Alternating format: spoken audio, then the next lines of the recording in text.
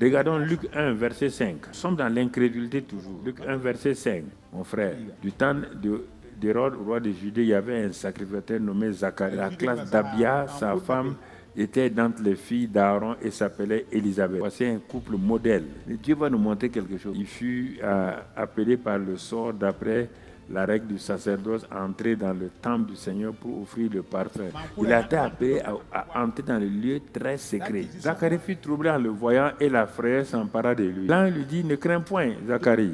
Ta prière a été exaucée. Ta femme Élisabeth t'enfantera un fils et tu lui donneras le nom de Jean. Dieu envoie quelqu'un avec la destinée d'un homme en détail remis entre les mains de ses parents. Il sera pour toi un sujet de joie et d'allégresse. Et plusieurs se réjouiront de sa naissance. Car il sera grand devant le Seigneur. Il sera rempli de l'Esprit Saint dès le sein de sa mère. On va découvrir quelque chose. Quand je vous parle, vous ne croyez pas. On va prier, on va prier. La réponse est là. Verset 18. Zacharie dit à l'ange. Tu entends? Reconnaîtrai-je cela? Tu n'as pas dit gloire à Dieu, Zacharie. Tu n'as pas dit merci Seigneur. Ça fait des années, toi et ta femme, vous priez. Dieu vient te dire que ta prière a été exaucée. Et le résultat de ta prière, c'est ça. Il dit, mais à quoi je vais reconnaître cela? Car je suis vieux et ma femme est avancée en âge. Si, quel est le problème? Dieu a déjà exaucé la prière. Il ne peut plus reculer.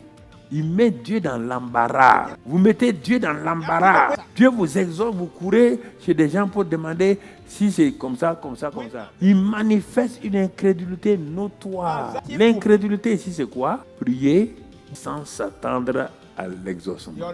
Ah bon? Depuis des années, tu pries et tu n'attends pas l'exaucement. Là, on te donne un enfant exceptionnel. Il aurait dû dire, attends, on va finir le culte là, tu vas me suivre à la maison. Je vais aller en parler avec ma femme. Ouh, ça là, c'est la meilleure fête. Banalement, c'est maintenant que Dieu répond. Hein? C'est comme ça que tu réagis parfois. Hein?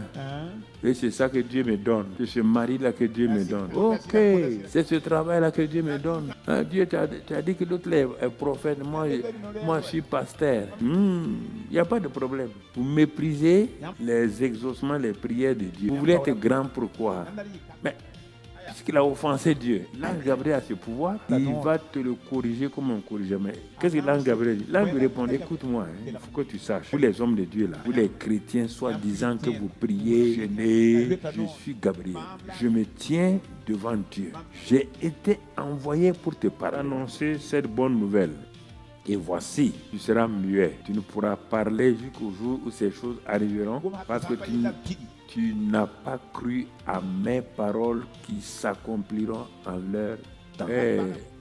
Bon, sûrement à cause de ta femme, bon, j'ai dit ces paroles, puisque la femme, quand elle va entendre ça, elle va se réjouir, elle va danser et sauter. Mais comme je ne peux plus reculer, toi tu seras puni. Tout le monde saura que tu es un sacrificateur, un pasteur, un chrétien. Il fait ça, il sort, il va parler. Il fait des signes au peuple. Le peuple dit, qu'est-ce qui est arrivé à notre bon pasteur? C'est un incrédule. L'incrédulité, c'est aussi lié sans s'attendre à une réponse. Et quand la réponse ne vient pas, on commence à accuser Dieu. Tu entends?